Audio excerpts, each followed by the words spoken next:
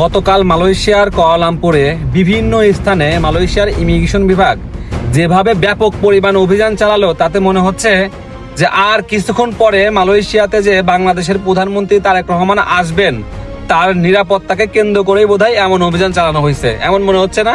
যেহেতু তারেক রহমান কুয়ালালামপুরে আসবে সেই কারণের জন্যই বোধহয় এমন অভিযান বা নিরাপত্তা দেওয়ার জন্য এমন কাজ করা হয়েছে।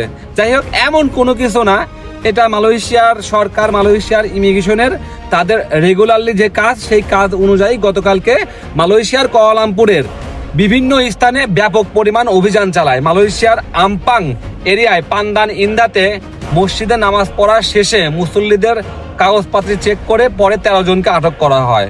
পরে মালয়েশিয়ার কুয়ালালামপুরের ব্যস্ততম এলাকা পুরু পাসারের আশপাশ দিয়ে ব্যাপক পরিমাণ অভিযান চালানো হয়। ভালো করে তো আপনারা স্ক্রিনে দেখতে পাচ্ছেন।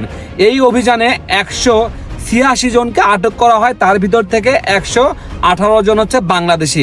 পুডুতে রাতে যে অভিযান চলে, এই অভিযানের আগে তারা কিন্তু ড্রোন দিয়ে প্রযুক্তির সাহায্যে বিভিন্ন রুমে রুমে তারা কিন্তু চেকিং করে যারা কিনা পালিয়ে যাবে তাদের কিন্তু নজরদারিতে রাখছিল। পরে রাত যখন 9টা-10টা বাজে তখন তারা এই অভিযানের কার্যক্রম শুরু করে মালয়েশিয়ার ইমিগ্রেশন, পুলিশ এবং অন্যান্য ডিপার্টমেন্ট সহ। এই অভিযানে ভালো করে তো দেখতেই পাচ্ছেন কিভাবে তারা আটক করে।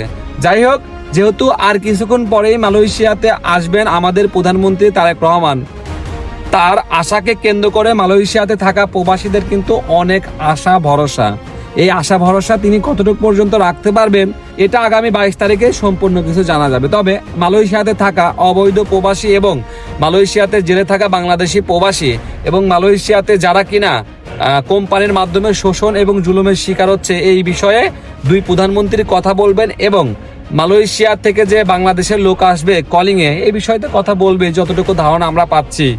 আর কোনো বিষয়ে কথা বলুক আর না বলুক, এই বিষয়টা আমার মনে হয় যে এই বিষয় নিয়ে কথা হবে। তবে যাই হোক, মালয়েশিয়াতে যারা অবৈধ প্রবাসীরা আছে তারা কিন্তু এক বুক আশা নিয়ে তার দিকে তাকিয়ে আছে। আশা করি তিনি সেই আশাটা পূরণ করবেন ইনশাল্লাহ। তবে দেখা যাক কি হয়।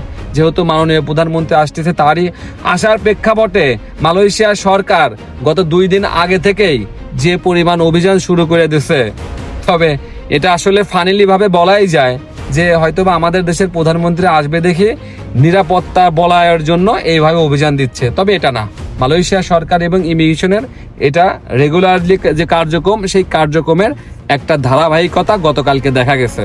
তবে গতকালকে যে পুডুতে অভিযান চালানো হয়েছে, আরে ভাই রে ভাই, প্রচুর পরিমাণ লোক ওইখান থেকে আটক করা হয়েছে। সবাই সাবধানে থাকেন, ভালো থাকেন। যেহেতু মালয়েশিয়া সরকার প্রত্যাবাসন কর্মসূচি আরো 1 বছর বাড়িয়ে দিয়েছে, তাদের যে আশা আকাঙ্ক্ষা পূরণ হচ্ছে না। কারণ 1 বছর শেষ হওয়ার পরে যখন আর 1 বছর বাড়িয়ে দিয়েছে তখন তো লোকজন আর যাচ্ছে না, কারণ তারা চিন্তা করতেছে যে আরো বোধহয় পরে বাড়াবে। সেই কারণের জন্য তাদের এটা লস প্রজেক্ট, সেই জন্য তারা এত অভিযান চালাচ্ছে।